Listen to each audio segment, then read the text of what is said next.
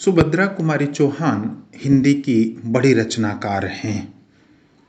नारी मन के विभिन्न भावों को, विभिन्न कोनों को झांकती हुई उनकी महत्वपूर्ण कहानी है सोने की कंठी।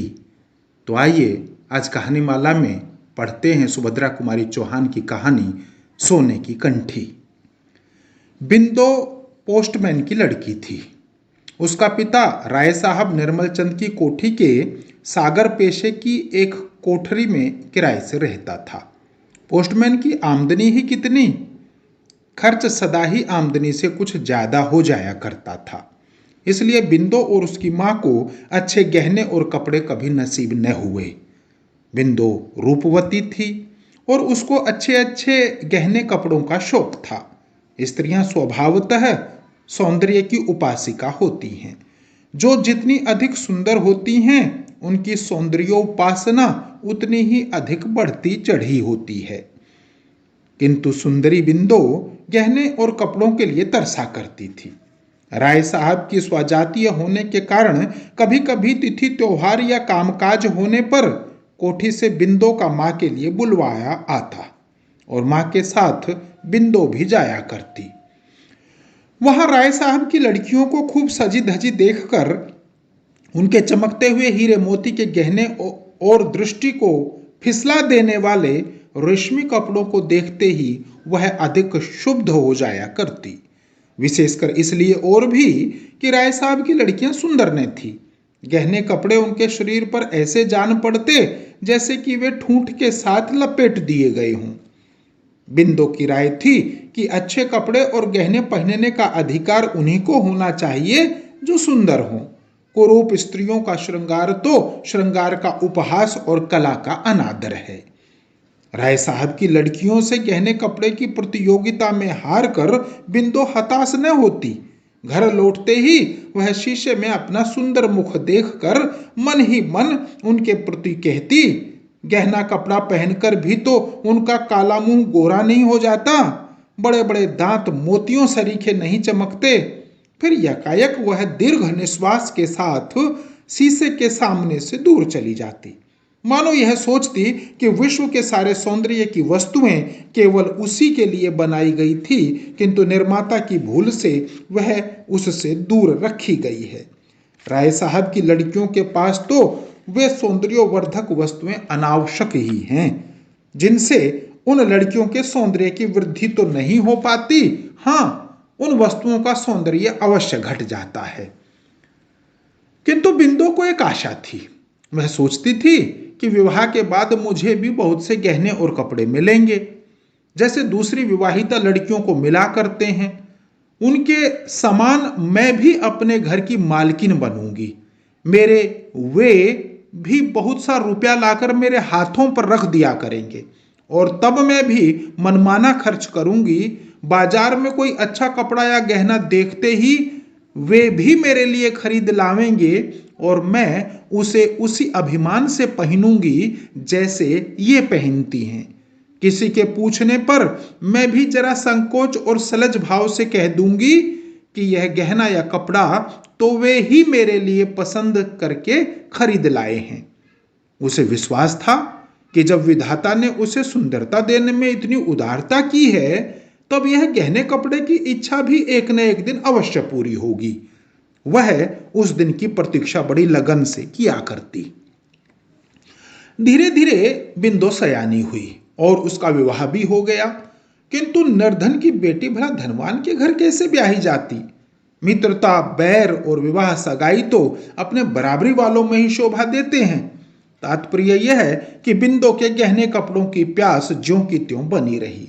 विवाह के समय कुछ गहने और कपड़े अवश्य आए थे, किंतु ससुराल पहुंचने के बाद ही वे एक एक करके किसी न किसी बहाने से लिए गए।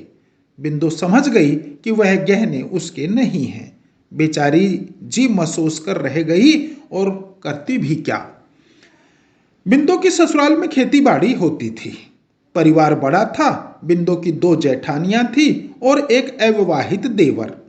3 भाई तो खेती का काम मन लगाकर किया करते थे, किंतु बिंदु के पति जवाहर का मन खेती के कामों में न लगता था।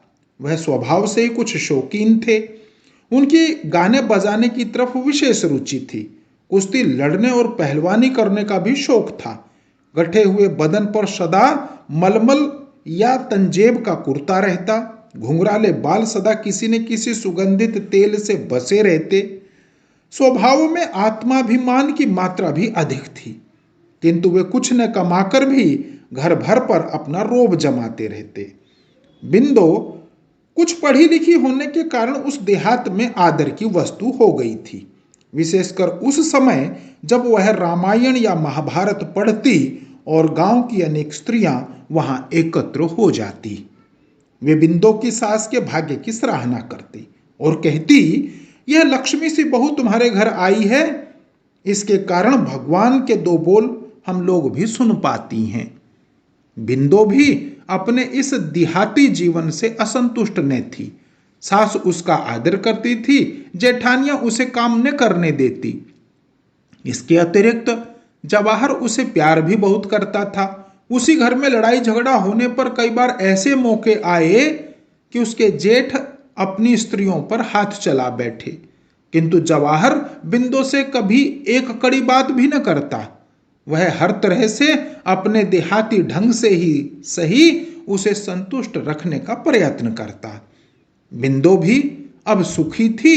उसे गहने कपड़े की याद न आती थी। वैसे तो देहात में अच्छे गहने कपड़े पहनता ही कौन है, फिर भी सबके बीच में बिंदो ही बिंदो दिख पड़ती थी। बिंदो सबसे अधिक सुंदरी तो थी ही, साथ ही पति की तरह वह सबसे अच्छे कपड़े भी पहना करती थी। मना करने पर भी वह जेठानियों के साथ काम करती और सास को नियम से रोज रामायण सुनाया करती। रात को अलाव के पास बैठती, जहां गांव की अनेक युवतियां, वृद्धाएं, युवक और प्रौढ़ सभी इकट्ठे होते। फिर बहुत रात तक कभी कहानी होती और कभी पहेलियां बुझाई जाती। वहां दिन भर के परिश्रम के बाद वह लोग कुछ घंटे निश्चिंत होकर बैठते। उस समय कहानी और पहेली के अतिरिक्त किसी को कोई भी चिंता न रहती थी।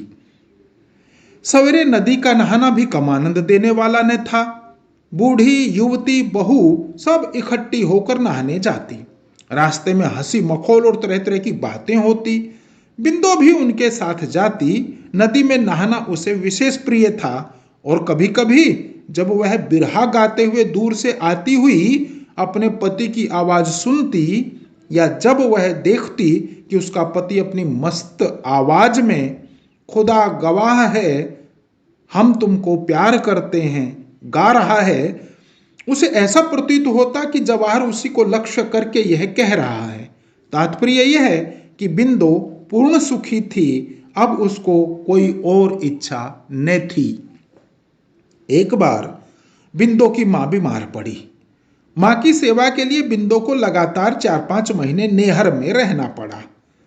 फिर उसकी आंखों के सामने वही राय साहब की लड़कियां और वही गहने कपड़ों का प्रदर्शन होने लगा। उसकी सोई हुई आभूषणों की आकांक्षा फिर से जाग उठी। वह सोचने लगी, क्या इस जीवन में मेरी अभिलाषा कभी पूरी न होगी? तो फिर ईश्वर ने मुझे इतना रूप ही क्यों दिया? किंतु विधि के विधान पर किसका जोर चलता? राय साहब निर्मलचंद 40 के उस पार पहुंच चुके थे, किंतु फिर भी उनमें रसिकता की मात्रा आवश्यकता से अधिक थी। वे प्रायः सिनेमा देखने जाया करते थे, किसी अच्छी कहानी या एक्टिंग के लिए नहीं, केवल सुंदर चेहरों को देखने के लिए। उन्होंने सब तीर्थ भी कर डाले थे और प्रायः पर्वों पर सब काम छोड़कर भी वे स्नान घाटों पर पहुंच जाते थे। किसी प्रकार पुण्य लाभ की उन्हें इच्छा रहती थी या नहीं, यह तो ईश्वर जाने, किंतु स्नान करती हुई युवतियों के अंग प्रत्यंग की ताक झांक की उत्कट इच्छा उनके चेहरे पर कोई भी साफ देख सकता था। वे कश्मीर और नैनीताल भी अक्सर गर्मी की छुट्टियों में जाया करते थे, किंतु वे जलवायु परिवर्तन के लिए जाते थे या और किसी उद्देश्य से यह नहीं कहा जा सकता। वे सुंदर स्त्रियों के पीछे अनायास ही मीलों का चक्कर अवश्य लगा आते थे। वे बहुत कुरूप थे, इसलिए सुंदरी की बात तो अलग रखिए, कोई कुरूप से कुरूप स्त्री भी उनकी तरफ आंख उठाकर देखने में अपना अपमान समझती थी, इसलिए प्रायः गंदे मजाक करके ही वे अपनी वासना की तृप्ति कर लिया करते थे। इसके अतिरिक्त वे परोपकारी थे। उनके घर एक नामी ग्रामी वैद्यराज रहा करते थे, जो राय साहब के मित्रों और उनके आश्रित निर्धनों का मुफ्त इलाज करते थे। उनका दवाखाना राय साहब की बैठक से लगा था। मरीज को दवा लेने के लिए राय साहब की बैठक से होकर ही वैद्यराज के पास जाना पड़ता था। बिंदु की मां का इलाज भी यही वैद्यराज करते थे। घर में और कोई न होने के कारण बिंदु को ही मां के लिए रोज दवा लानी पड़ती थी। एक दिन दोपहर को बिंदु जब दवा लेने गई तो उसने देखा कि राय साहब के पास एक सुनार कई तरह के गहने फैलाए बैठा है। सहसा इस प्रकार गहनों की प्रदर्शनी सामने देखकर इतने दिनों की सोई हुई बिंदु की गहनों की उत्कंठा फिर से जाग उठी। क्षण भर के लिए वह भूल गई कि वह यहां किस लिए आई है। वह उत्सुकता पूर्वक उन फैले हुए गहनों के पास बैठ गई और बड़े चाव से उन्हें उठा उठा कर देखने लगी। उनमें एक 3 लड़की कंठी थी जो बिंदु को बहुत पसंद आई। उसने कंठी को कई बार उठाया और रखा और अंत में एक ठंडी सांस के साथ वह उसे वहीं रखकर अलग खड़ी हो गई। राय साहब ने भी वही कंठी पसंद की। बाकी गहने वापस करके सुनार को दाम देने के लिए दूसरे दिन बुलाकर उन्होंने उसे रवाना कर दिया। यद्यपि बिंदु की उम्र की राय साहब की लड़कियां थी, किंतु फिर भी बिंदु उनकी कुदृष्टि से बची न रही। उसकी इस समय के हार्दिक भाव राय साहब अच्छी तरह ताड़ गए और वार करने का यही उपयुक्त समय देखकर वे हंसते हुए बोले, बिंदु, यह कंठी तुम्हें बहुत पसंद आई है, पहनोगी? एक प्रकार की अत्यक्त आशा से बिंदु का चेहरा खिल उठा, पर यह प्रसन्नता क्षणिक थी। वह गंभीर होकर बोली, नहीं, मैं न पहनूंगी। गहने गरीबों के लिए नहीं होते। राय साहब बोले, गहने तो गरीब अमीर सभी के लिए होते हैं। फिर तुम्हारी तरह का गरीब तो इच्छा करते ही मनमाना गहना पा सकता है। सो कैसे? बिंदु ने पूछा। गहनों की इच्छा तो मुझे सदा से रही है, पर वे मुझे कभी मिले और न जीवन भर मिलेंगे, यह मैं अच्छी तरह जानती हूं। राय साहब धीरे धीरे बिंदु की तरफ आते हुए बोले, जीवन भर की बात तो अलग रही बिंदु, यह कंठी तुम्हें इसी समय मिल सकती है। केवल तुम्हारी इच्छा करने भर की देर है। तुम्हारे ऊपर एक क्या, ऐसी लाखों कंठियां न्योछावर की जा सकती हैं। पर बिंदु, यदि तुम भी मेरे मन को समझती। राय साहब के आरक्त चेहरे को और हिंसक पशु की तरह आंखों को देखते ही बिंदु सिहर उठी और 2 कदम पीछे हटकर बोली, आप मुझे दवा दिलवा दें, मैं जाऊं, अम्मा अकेली है। उसने इन बातों को इतने जोर से कहा जिनमें अंदर आवाज पहुंच सके। वह शीघ्र ही दवा लेकर घर लौटी। उसने मन ही मन सोचा, अब मैं दवा लेने न जाऊंगी। राय साहब की नीयत ठिकाने नहीं है। मैंने समझा था कि वह बेटी समझकर मुझे कंठी देना चाहते हैं, परंतु वे तो स्त्रीत्व के मोल से उसे बेचना चाहते हैं। चूल्हे में जाए ऐसी कंठी, मुझे न चाहिए विधाता। स्त्रीत्व कंठी से कई गुना ज्यादा कीमती है, किंतु इतने पर भी उस कंठी को वह भूल न सकी। रह रहकर कंठी उसकी आंखों के आगे झूलने लगी। फिर उसने एक युक्ति सोची, यह तो हो सकता है कि जैसे वह मुझे छलना चाहते हैं, मैं भी उन्हें छलूं, उनसे कंठी ले लूं, फिर बचकर भाग जाऊं। ऐसे अनेक तरह के संकल्प विकल्प करती हुई बिंदु सो गई। दूसरे दिन दोपहर को बिंदु को फिर दवा लेने के लिए जाना पड़ा। पहुंचकर उसने देखा कि राय साहब के मसनद के पास उसी तरह की 4 कंठियां पड़ी हैं। बिंदु के पहुंचते ही राय साहब ने उसे बैठने के लिए कहा। बिंदु बैठ गई। कल उसने जितने संकल्प किए थे उसे इस समय याद न रहे, कंठियों की चकाचौंध के सामने बिंदो को सब कुछ भूल गया। बिंदो के सामने ही राय साहब के एक कंठी को तोलकर उसकी कीमत 250 रुपये सुनार को देकर विदा किया। बिंदो चकित दृष्टि से कभी उस कंठी की ओर और कभी उन रुपयों की ओर देखती थी। व्यापारी के जाते ही उसकी तंद्रा टूटी। वह उठकर खड़ी हो गई, बोली, दवा दिलवा दीजिए, मैं जाऊं, देर होती है। अभी कहाँ की देर होने लगी, कहते कहते राय साहब ने एक कंठी बिंदो के गले में पहना दी और उसे जबरन पकड़कर एक बड़े शीशे के सम्मुख खड़ा कर दिया। फिर उसकी तरफ सतृष्ण नेत्रों से देखते हुए बोले, अपनी सुंदरता देखो, वहां बिंदो है या कोई और? बिंदो मंत्रमुग्ध सी देखती रह गई। वह अभी राय साहब की किसी बात का उत्तर भी न दे पाई थी कि इस समय उन्होंने अपना बड़े बड़े दांतों वाला मुंह बिंदो के सुंदर होठों पर धर दिया। बिंदो को जैसे बिच्छू ने डंक मार दिया। वह घबराई, किंतु कुछ वश न चला।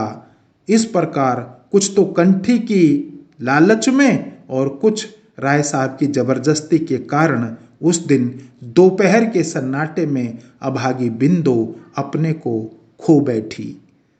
बेचारी के उस कंठी की बहुत बड़ी कीमत देनी पड़ी, परंतु उसके बाद फिर राय साहब के घर दवा लेने कभी न गई।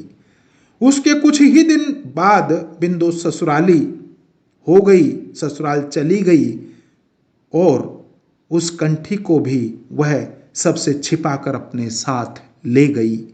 ससुराल में लोगों के पूछने पर उसने यही बताया कि यह कंठी उसकी मां ने उसे दी है, किंतु बिंदु ने उसे कभी पहना नहीं।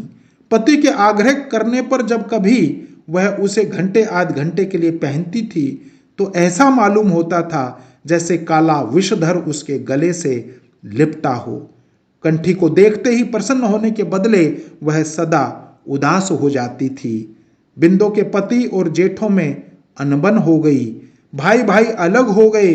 दूसरे भाई को खेती करके खुशी खुशी आराम से रहने लगे, किंतु जवाहर से खेती का काम नहीं होता था, जिसका परिणाम यह हुआ कि सब लोग तो 4 पैसे कमाकर गहने कपड़े की फिक्र करने लगे, पर इधर जवाहर के घर फाके होने लगे।